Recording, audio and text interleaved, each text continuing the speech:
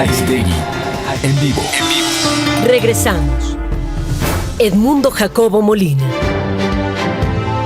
En Aristegui Noticias.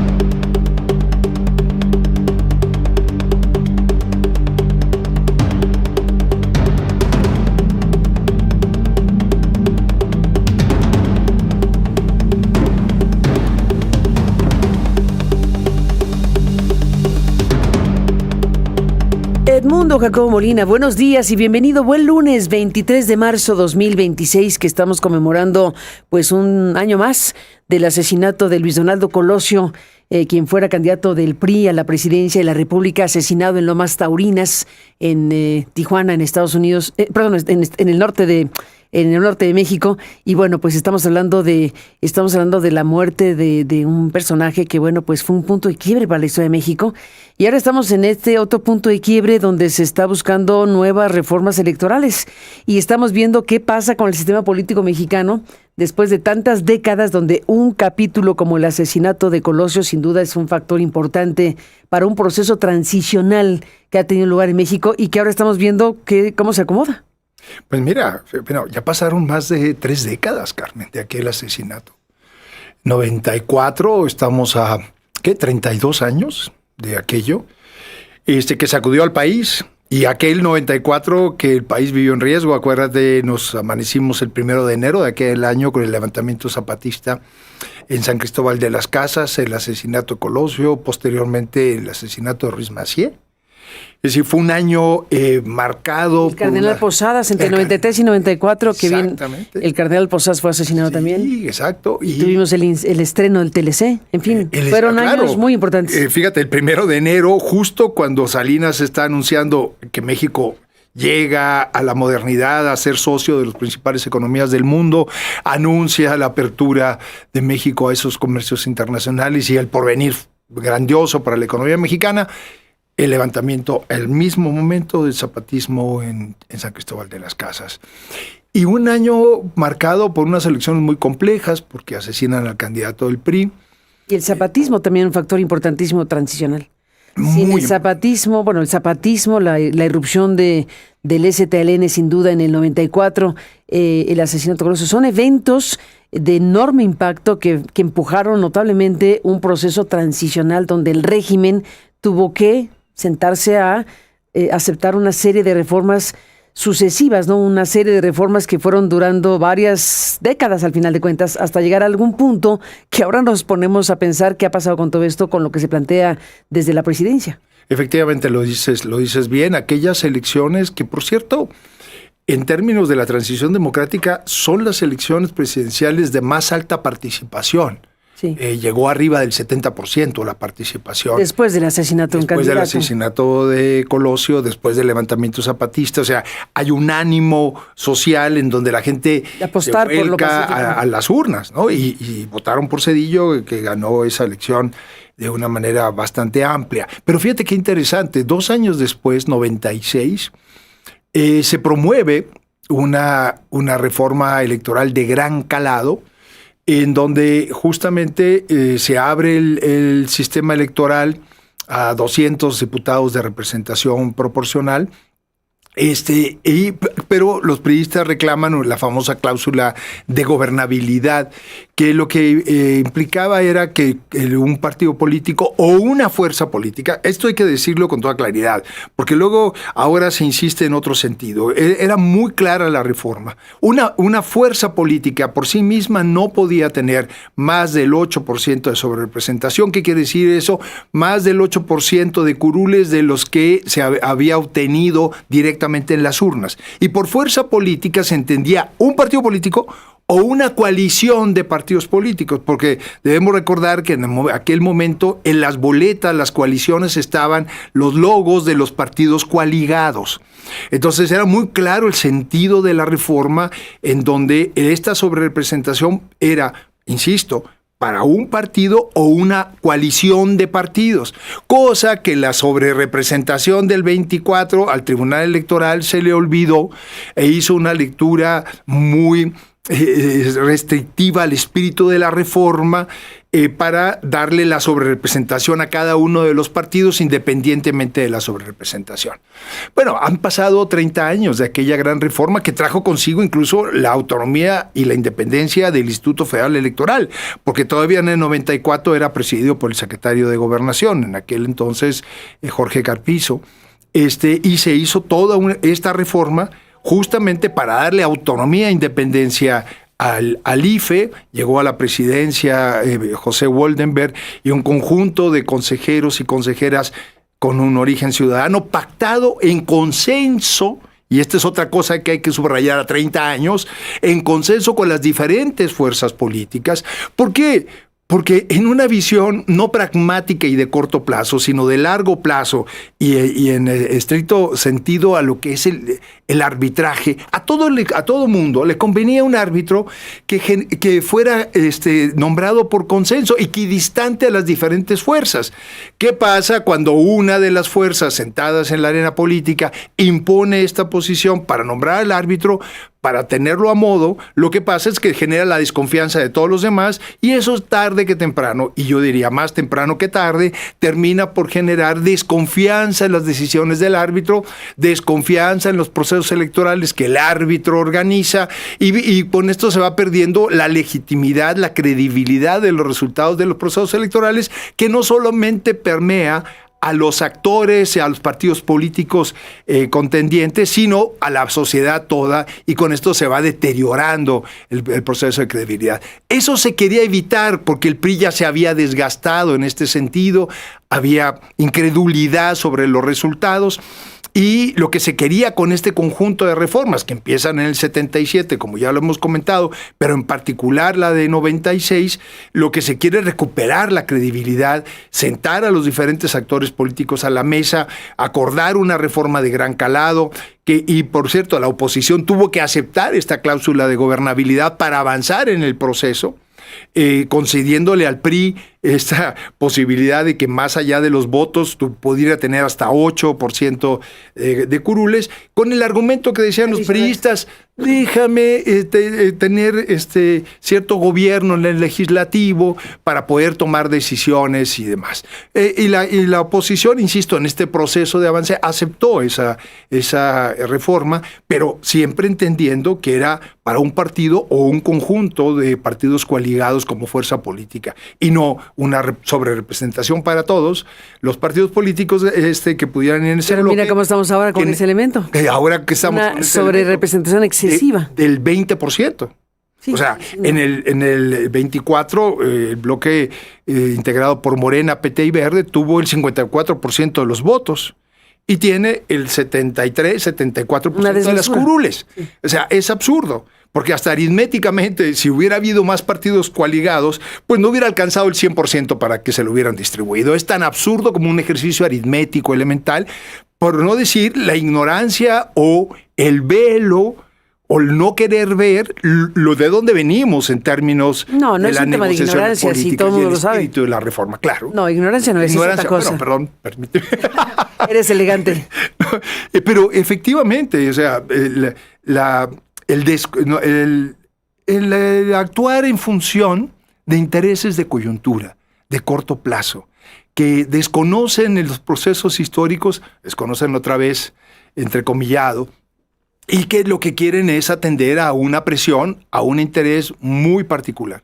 Y lo que están haciendo es simplemente deteriorar el propio sistema de partidos, el propio proceso democrático, que termina siempre mal esta historia, porque termina perdiendo legitimidad frente a la sociedad, las instituciones y los mismos partidos. Y podemos volver a los escenarios previos al 77, a los escenarios de los 80, de los 60, perdón, todo este proceso en donde muchos sectores de la sociedad no se sentían representados en la institucionalidad política y buscaron formas de expresión por fuera, en las manifestaciones en la calle, en los sindicatos independientes, en los movimientos campesinos o incluso hasta sectores que en Guerrero, en el norte del país, tomaron las armas porque pensaron que no había otra solución al problema político del país. Todo eso, de ahí venimos, llevó a este conjunto de reformas en las cuales estamos. Y ahora, en los hechos, Carmen, lo que estamos viviendo es un retroceso, un cuestionamiento a todo este conjunto.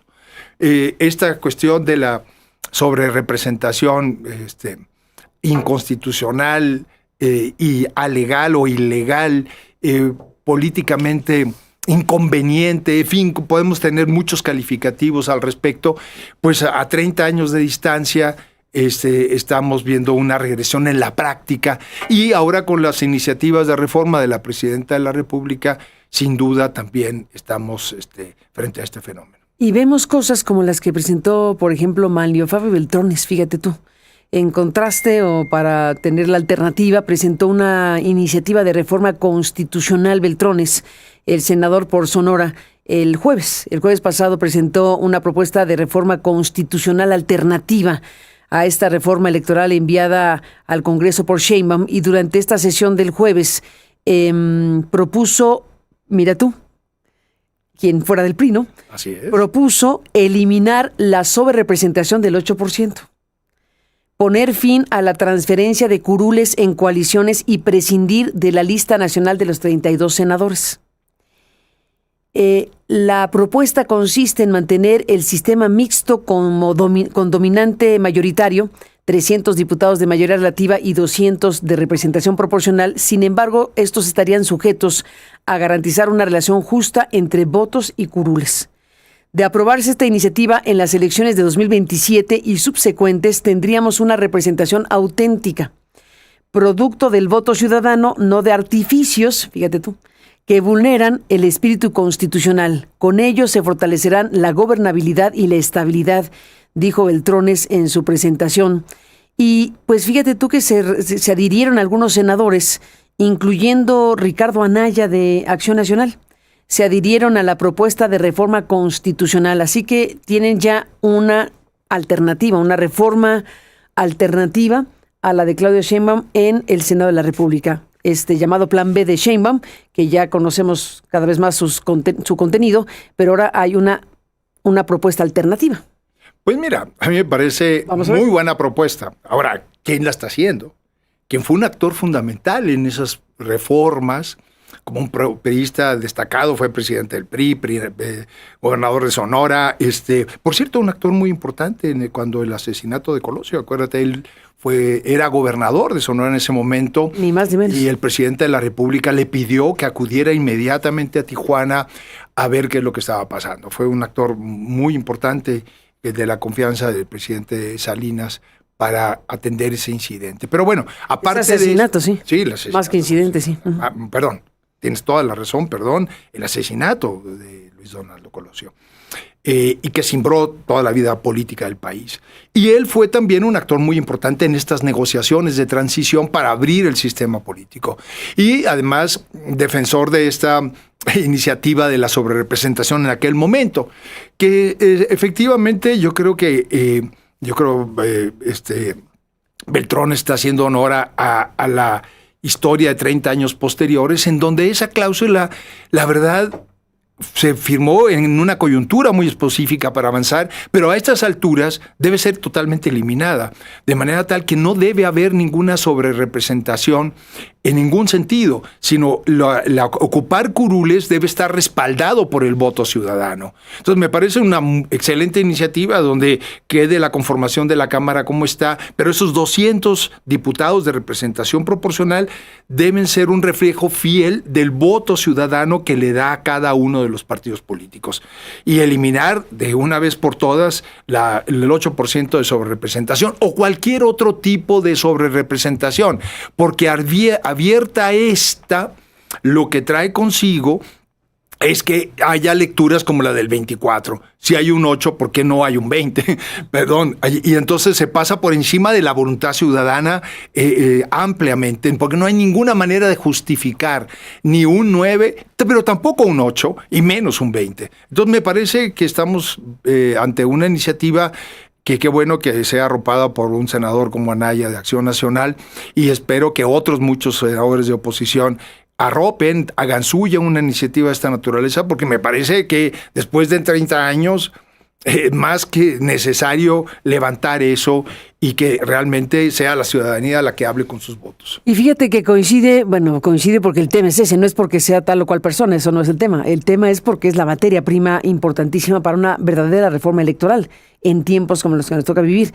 Alfredo Figueroa redactó, y lo subimos a nuestro sitio en Aristegui Noticias, redactó precisamente una propuesta, porque aquí surgió el debate del asunto sobre las primarias, elecciones primarias y el 8% de la sobrerepresentación. Y Alfredo Figueroa se dio a la tarea porque Javier Cortina, el abogado, estaba escuchando el programa y dijo, ¿por qué no lo redacta? Lancémosle el reto para que lo redacte, y redactó un texto que se puede atender, digamos, como un insumo adicional para discutir y para eventualmente servir en un debate legislativo, que en este caso, tendría esta misma lógica de eliminar el 8% de la sobrerepresentación y apostar por elecciones primarias, entre otras cosas. Me da mucho gusto que Alfredo haya caído en la provocación. Me tocó escucharlo y me da mucho gusto. Y saludos, Alfredo, por cierto. Porque creo que esos son los verdaderos temas que hay que poner sobre la mesa en términos de una revisión de las normas, las leyes, los propios artículos de la Constitución. Y no la discusión que arrolla al federalismo para ver el número de la conformación de los ayuntamientos en regidurías y demás, que la verdad arrolla al federalismo, y creo que le pasaron mal la nota a la presidenta de la República. Hay muchos cabildos que tienen menos de 7 regidurías, pero son regidurías y, se me fue el nombre de la otra conformación de los cabildos. Ahorita ¿Regidores y cabildos? No, son regidores. Ahorita que Jorge Alcocer nos va a dar la plana. Exactamente. Bien, pero ella le puso límite a que no tengan más de 7.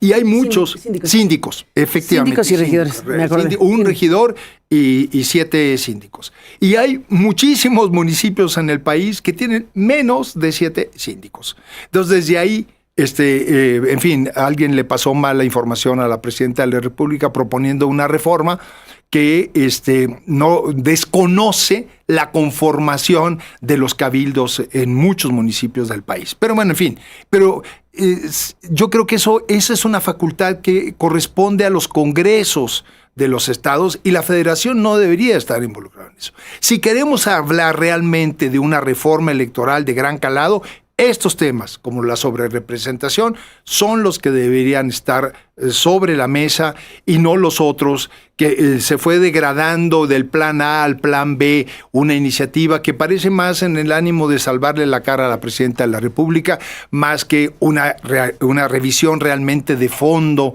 progresiva, del sistema electoral, del sistema político, del sistema democrático de nuestro país. Bueno, están pasando varias cosas importantes, sin duda. Está la reforma enviada por la presidenta, está la reforma que envió Beltrones, está lo que se está discutiendo en diferentes circuitos de qué es lo que debería realmente tener una reforma que sí se requiere, pero una reforma que fortalezca la democracia, no que la haga retroceder. está también el planteamiento del PAN. Acción Nacional tuvo una presentación sobre algo que ya había adelantado semanas antes y que tiene que ver con abrir a la sociedad para las candidaturas, para que las personas, inclusive si no son, que no sean del PAN necesariamente, sino ciudadanos del país que quieran participar a través del logotipo y a través de la marca del PAN, puedan hacerlo. Y entonces tuvo lugar este evento que se presentó ayer con todo el mensaje del PAN, pues definiéndose como quien se va a oponer, como quien será quien le compita a Morena. Digámoslo, se define a sí mismo de la forma en que Jorge Romero, su presidente nacional, dijo este fin de semana. Todas, absolutamente todas las candidaturas del PAN, hoy las abrimos y se las ofrecemos a la ciudadanía. ¿Y esto qué significa? Pues entre otras cosas que los liderazgos de Acción Nacional hemos decidido poner a prueba nuestro liderazgo. Estamos hablando del 100% de nuestras candidaturas. Por tanto, hoy Acción Nacional no solo hace un anuncio, hoy lo que hacemos es un llamado a todas las mexicanas y mexicanos de bien que quieren cambiar a nuestro país.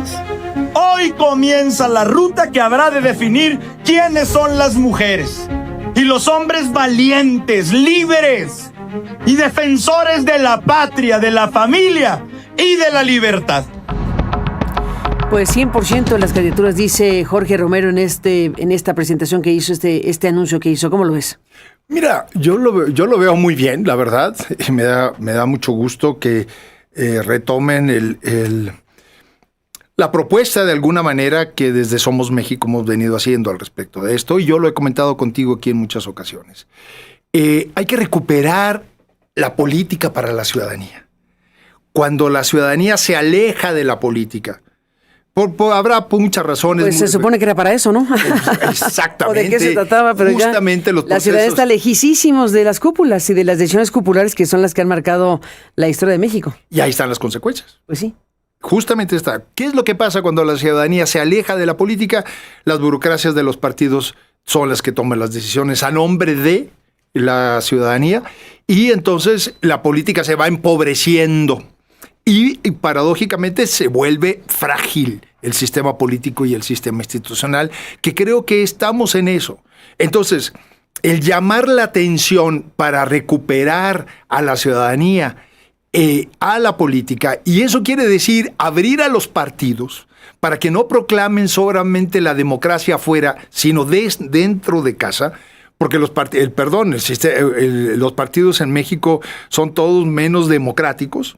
Hay que decirlo con toda claridad. Y me da mucho gusto que un partido como Acción Nacional, que viene de una tradición ciudadana, esté recuperando ese espíritu ciudadano y abra a la ciudadanía. Para eso son los partidos. Deben ser plataformas de la ciudadanía para participar en la contienda por representar a sus vecinos y por ocupar posiciones de gobierno. A mí me parece que está bien, que bueno, enhorabuena. Y este ejemplo debe cundir en el sistema de partidos. No puede haber una democracia plena si no es que se corresponde con una democracia de las instituciones a través de las cuales participamos en política, que estos son, querramos o no, los partidos políticos. Entonces, ganar credibilidad en el sistema político mexicano para una ciudadanía escéptica, desencantada, es abrir a la democracia, a la ciudadanización de los propios partidos. Entonces, bienvenida a la iniciativa, me parece muy bien. En Somos México, justamente, ese es un eje de arranque de esta nueva propuesta política. Abrir el partido a la ciudadanía, que sea una plataforma de expresión de las causas ciudadanas, auténticamente, y no de una burocracia que se erige por encima de la ciudadanía, piensa por la ciudadanía, resuelve por la ciudadanía en una cosa tan abstracta que denomina pueblo, pero realmente, ¿en dónde está, en el caso de Morena, la apertura a que realmente, más allá de sus encuestas, se abra a que haya primarias. Ese es el otro tema que tendríamos que estar discutiendo en una reforma electoral. También primarias como parte del ejercicio democrático de los propios partidos políticos. Creo que hace falta también, Carmen, aquí una reforma a la ley de partidos que conduzca a la democratización de los mismos partidos. Y como en otros países sucede, jornadas de reforma, de elecciones primarias de las diferentes candidaturas. Ahí hay otro tema importante para recuperar la credibilidad en el sistema.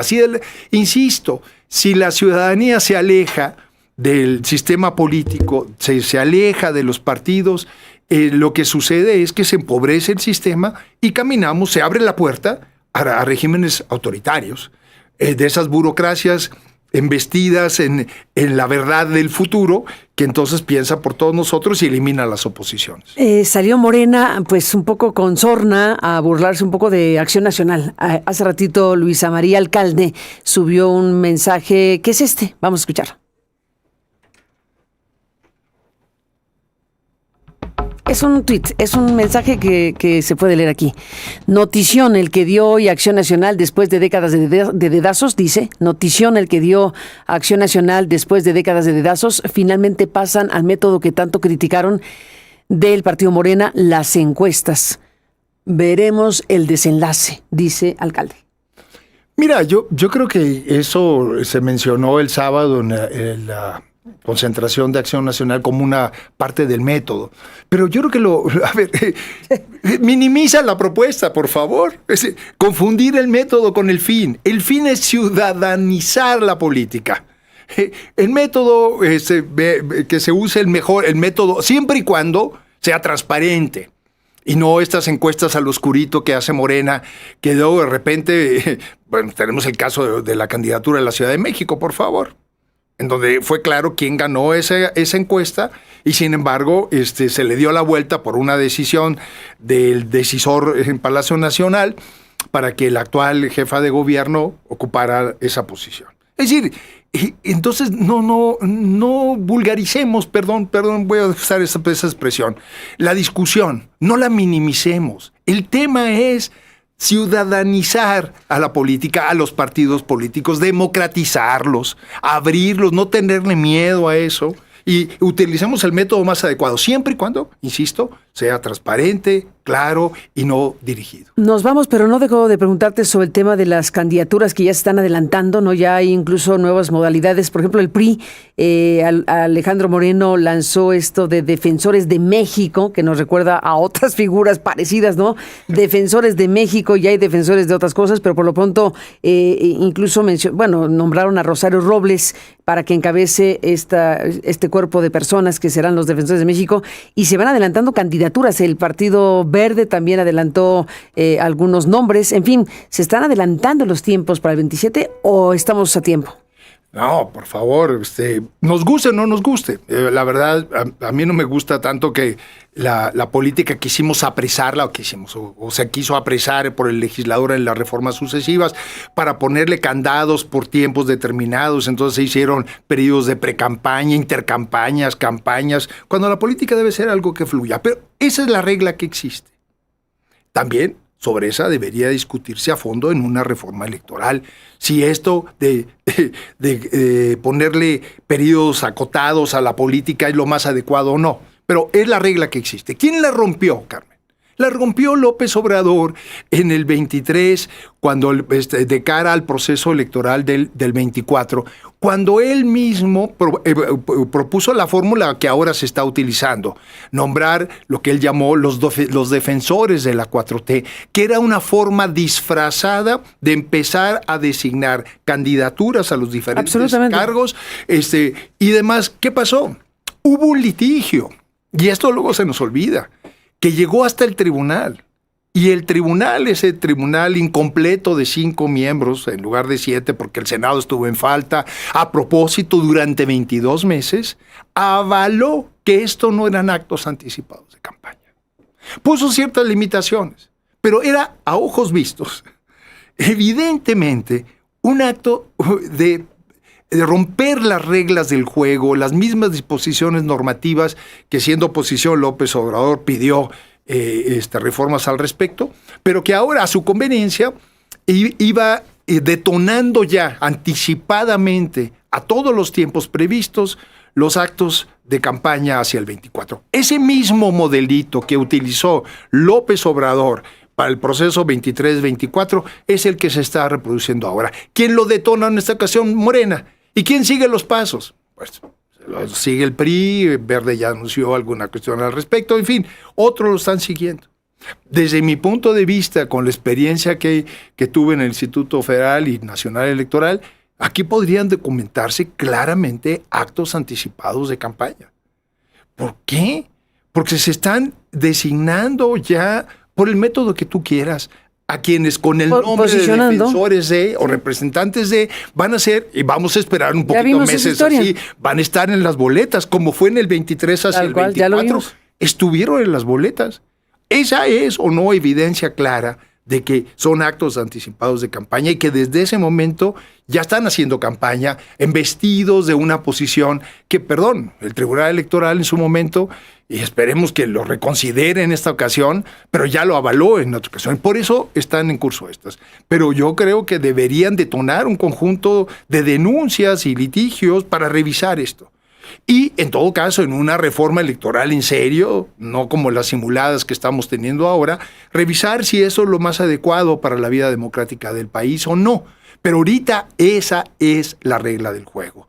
Y está poniendo otra vez en desventaja a unos frente a otros. Porque ¿quién lo impulsa? Es Morena. ¿Quién tiene ahorita la mayoría de las posiciones de gobierno a nivel federal y a nivel estatal? Es Morena. ¿Quién tiene los recursos para hacer un despliegue de esta naturaleza? Es Morena. ¿Quién está entonces ganando tiempo para desde ahora empezar a incidir en el proceso que apenas va a empezar formalmente en septiembre de este año? Es Morena. Y los demás partidos, siguiendo con esto, burlan la ley de una manera clara y evidente. Pero obviamente lo que está aquí en juego es la equidad de la contienda. Ni más ni menos, pues ahí está esta historia, esta serie de historias, incluyendo el aniversario del día de hoy del asesinato de Luis Donaldo Colosio, que es importante recordarlo. Y bueno, pues nos vamos. Edmundo Jacobo Molina, gracias por estar aquí. Muchísimas gracias a ti, Carmen. Muy buena semana. Dejo correr lo que subió Morena, por cierto, hace unos minutos subió un mensaje de algunos segundos para hablar precisamente de este aniversario y preguntar de qué lado de la historia estás tú, en pocas palabras, hablando de lo que ha sucedido en los últimos años, y dejamos correr este mensaje que subió Morena hace unos instantes. Siempre han existido los que quieren que tú pierdas derechos para que ellos ganen privilegios. Los que con frivolidad repiten una y otra vez que el pobre